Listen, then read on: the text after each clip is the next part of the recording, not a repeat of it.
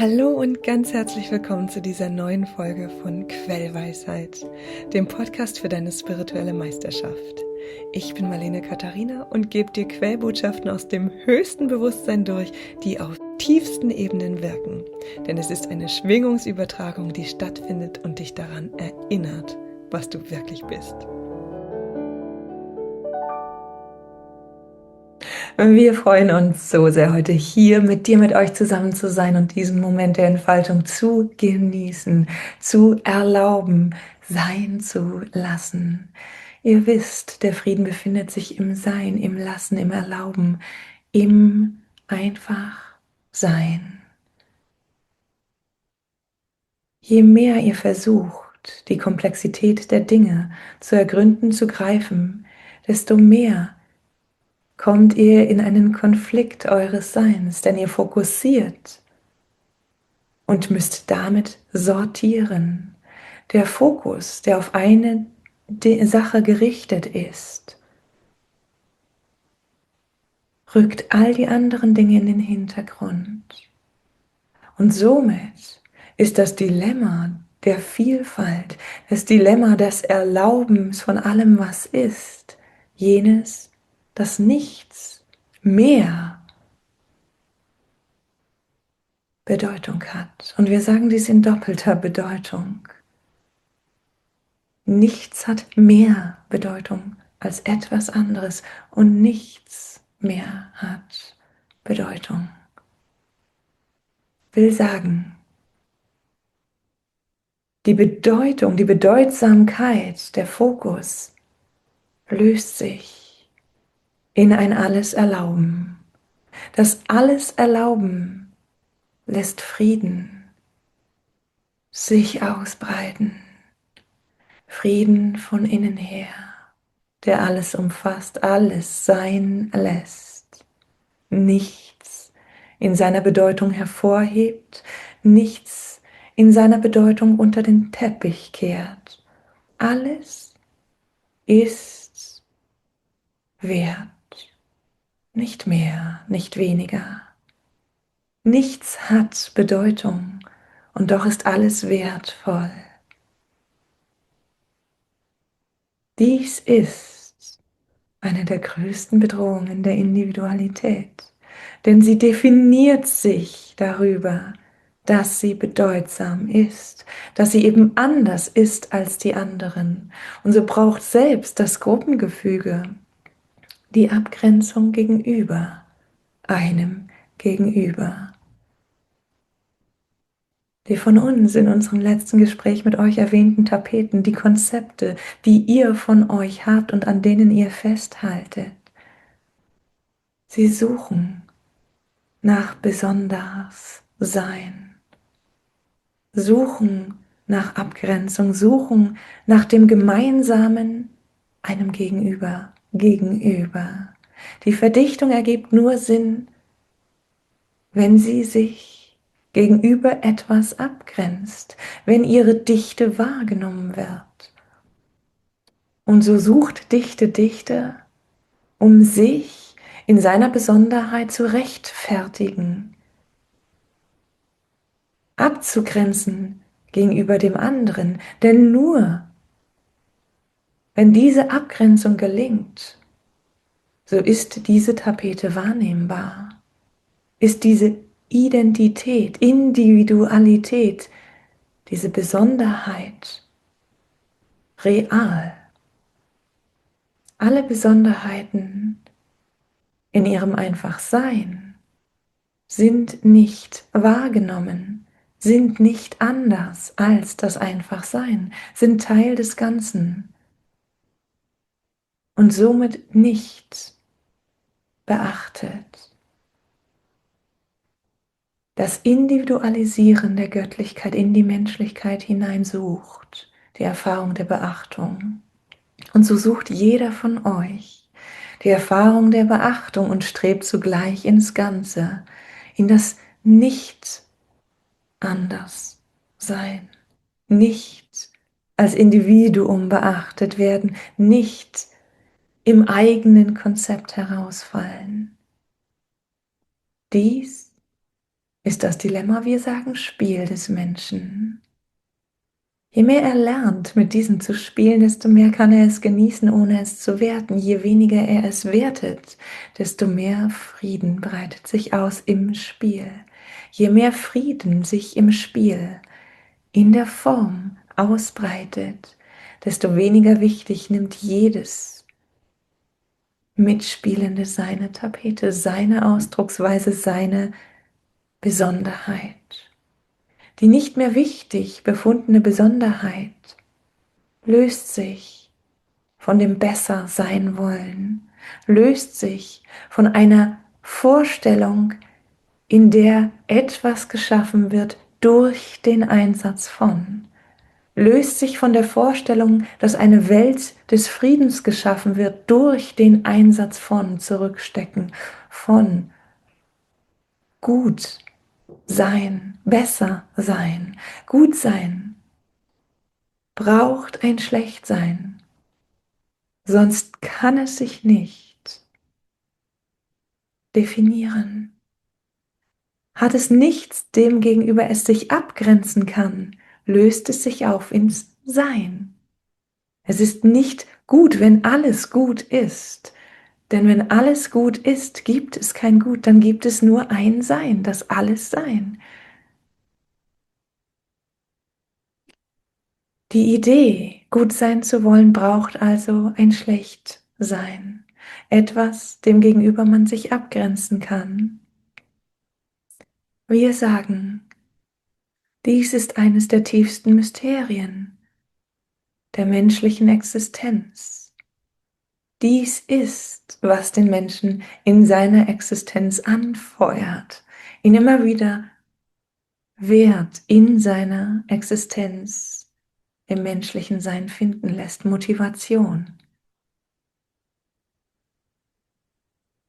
Tiefer Frieden findet sich im motivationsfreien, wir sagen nicht motivationslosen, doch motivationsfreien Leben. In der Existenz der Gleichzeitigkeit.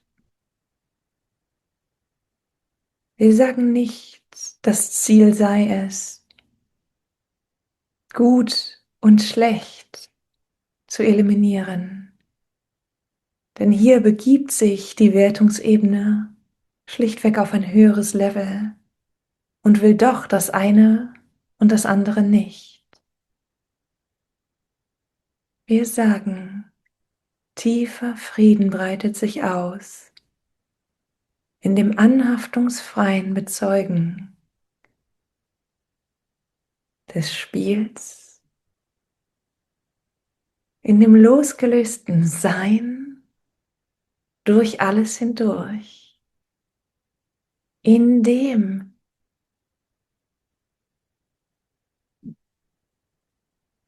sich der Liebe Frequenz hingeben,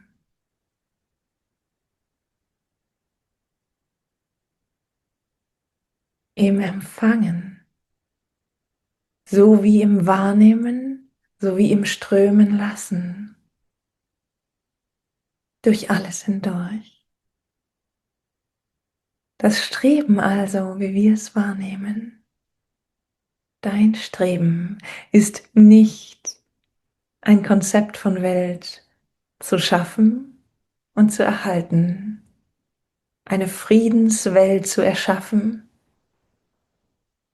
alle zu belehren, alle zu bekehren, wie diese Friedenswelt zu erhalten ist und dann deinen Dienst getan, deinen Friedendienst geleistet zu haben. Dein Bestreben ruht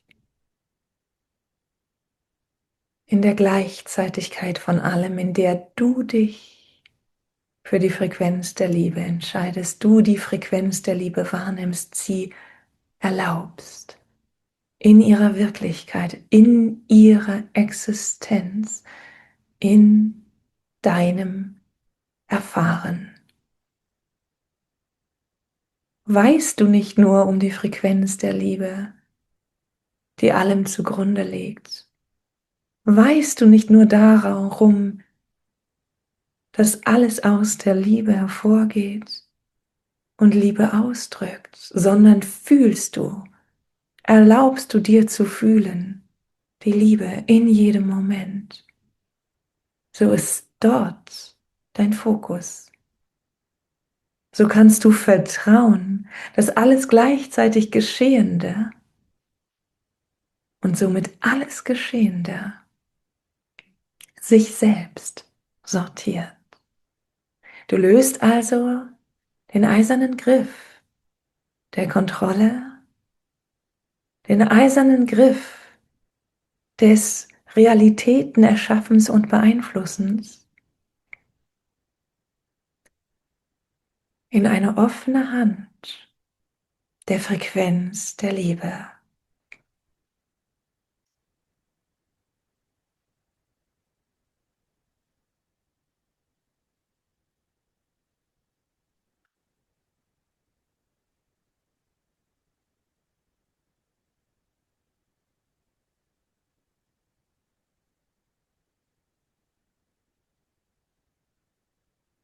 Die Gedanken sind kein Gegenspieler der Liebe. Der Verstand ist kein Gegenspieler der Liebe. Die Liebe durchdringt alles, ist alles und aus ihr entsteht alles. Jeder Gedanke ist Liebe. Liebe, die sich in einem Gedanken ausdrückt. Kannst du also tief die Essenz wahrnehmen, fühlen? Erlaubst du die Essenz? Schaust du tief? Fühlst du tief? So ist nichts bedroht. Weder dein Verstand in Frage gestellt, noch die Gedanken, die daraus resultieren oder sich darin bewegen. Alles ist in sich, in vollkommenem Frieden, aus der Frequenz, der Essenz heraus. Die Trennung von Denken und Fühlen entsteht durch Gedanken. In dem Fühlen sind die Gedanken frei. Im Denken ist das Fühlen begrenzt. Und so kannst du wahrnehmen, dass während du fühlst, während du die Liebe-Frequenz fühlst, die Gedanken sortiert oder unsortiert schweben. Sie führen ihr Eigenleben und doch sind sie eingebettet in dein Fühlen. Andersherum wiederum betten sich die Gedanken nicht so sehr gerne in das Fühlen ein, wenn sie bedeutsam sein wollen. Sie rufen vom Fühlen zurück in ein Abgrenzen, in ein Konzeptionieren, in ein Werten. Viel tiefer geht das Werten, als ihr denkt. Jeder Gedanke, an dem festgehalten wird, ist ein Werten. Denn ihr wertet diesen Gedanken als wichtiger als einen anderen. Wir sagen daher, auch wenn dies nicht über deinen Verstand greifbar ist, so traue dich, es zu erlauben. Fühle, fühle und erlaube alles Denken, jeden Gedanken, jede geistige Struktur. Erlaube, während dein Fokus im Fühlen ruht. Du weißt, dass sich deine Hirnfrequenz ändert, wenn du in die Tiefe des Fühlens erlaubst. Du weißt, dass sich deine Atemfrequenz ändert, wenn du in dein Herz hinein fokussierst. Du weißt, dass sich deine Realität ändert, wenn du dich im Moment sammelst in dem Moment des Fühlens. Meditation wird als Gedankenstillstand vielerorts beschrieben. Mancher sagt, Meditation sei still sein. Wir sagen, Meditation ist das Fühlen der Essenz, das Fühlen deiner selbst, nicht als menschliche Form, nicht als nichtmenschliche Form, das Fühlen deiner selbst, das Fühlen von allem, was ist, in seiner Essenz, in der Liebefrequenz. Nun wisst ihr, warum manche Meditation wirksam und manche nicht gar so erfüllend und wirksam ist. Gestaltest du dein Leben wie eine ewige Meditation, so kannst du wahrnehmen, wie dies und das kommt, du an diesem oder jenem Gedanken auch festhältst.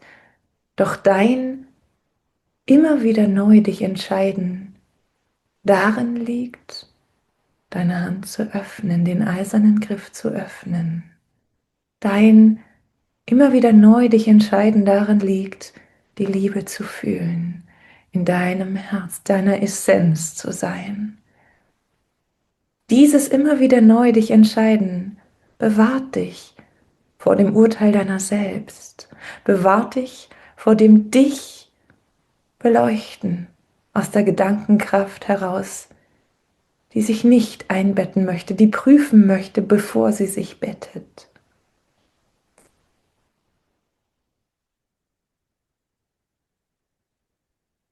Der eingebettete Verstand fürchtet nichts, braucht nichts zu fürchten, hat es nicht eilig und ist doch in höchster Geschwindigkeit. Der eingebettete Verstand fühlt Komplize der Liebe zu sein und erlaubt, dass sein Zutun zufällig ist, dass sein Zutun der Essenz zufällt.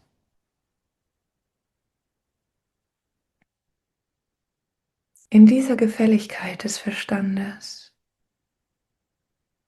bist du frei, fühlst, dass es dir leicht fällt, Dinge zu schauen, zu erkennen, ohne in eine Wertung gehen zu müssen, ohne dich abtrennen zu müssen, ohne der Held sein zu müssen gegenüber den Antihelden.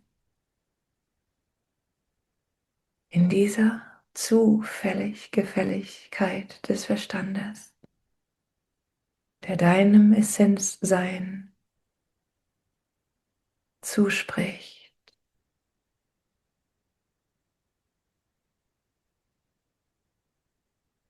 löst sich die Identität des Verstandes, die Selbstwirksamkeit des Verstandes in eine gesamte Wirksamkeit und löst sich deine individuelle Selbstwirksamkeit in eine absolute Gesamtwirksamkeit. Du fühlst mehr, mehr, jeden Tag, jedes Jahr und bald auch Moment für Moment mehr, wie sehr alles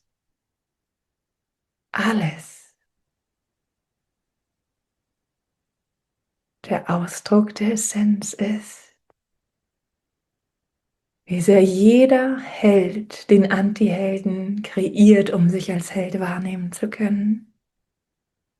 Wie sehr du jedes irdische Erleben kreierst, um Menschlichkeit erleben und verstehen zu können. Ja, Du suchst nach dem Verständnis für dich selbst und du findest dich in allem. Und so suchst du dich in allem zu befrieden.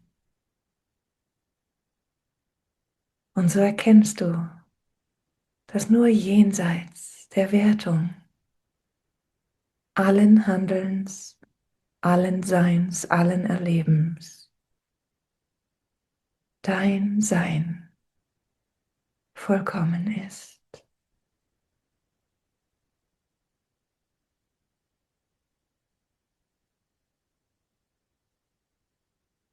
Wir lieben dich. Wir lieben euch. Wir lieben uns. Wir lieben. Liebe ist, was alles ist. Und somit ist alles Liebe. Und damit sind wir für jetzt und hier vollkommen.